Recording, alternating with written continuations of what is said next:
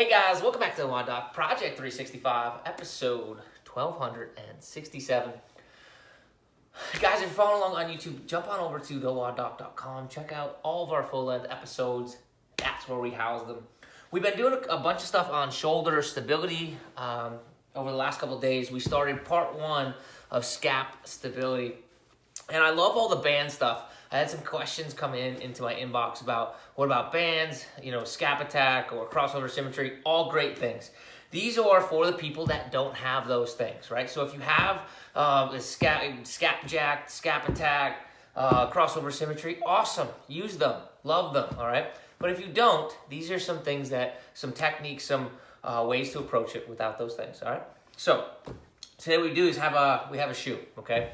Yesterday we talked about packing, right? We basically talked about packing as it pertained to a plus movement, like what I talked about as the push-up or the plus portion of the push-up, right? And that was learning how to keep that shoulder depressed, right? While also retracting and protracting the shoulder blade. And when we did that, we wanted the shoulder blade to stay suction cupped to the rib cage, okay?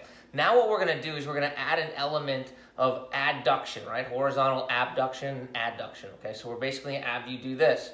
But again, it's so important that we don't get any raising of the shoulder and the shoulder blade itself doesn't peel off, okay? So how are we going to be able to do this? How are we going to be able to drop that shoulder down and do this, right?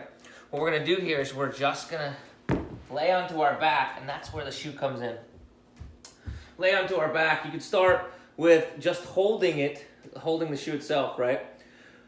Everything that we did the other day where we were just pressing and relaxing, all pertains. Except now I have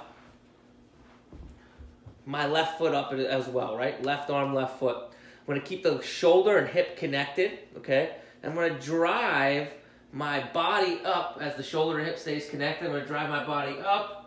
And then I'm going to bring myself into this position. What you're going to notice here is I have no elevation of my shoulder, and I keep that shoulder blade attached, right? Suction cup to the rib cage. How do I do that? I do that with that internal rotation force that gives me a little lat contraction, gives me a little serratus contraction, okay?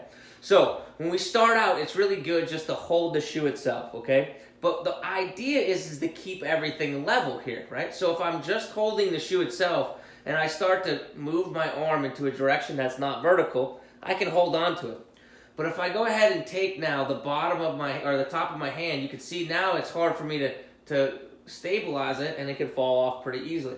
So I'm going to use that concept, the bottom of my hand, just like such. I'm sorry, the top of my hand, the back of my hand, to do the same exact thing. Now what happens is I need to slow the movement down. I need to slow it down a lot because if I start to do this super fast, I'm going to drop the shoe. So it's a great way to be able to have a little bit of feedback, right?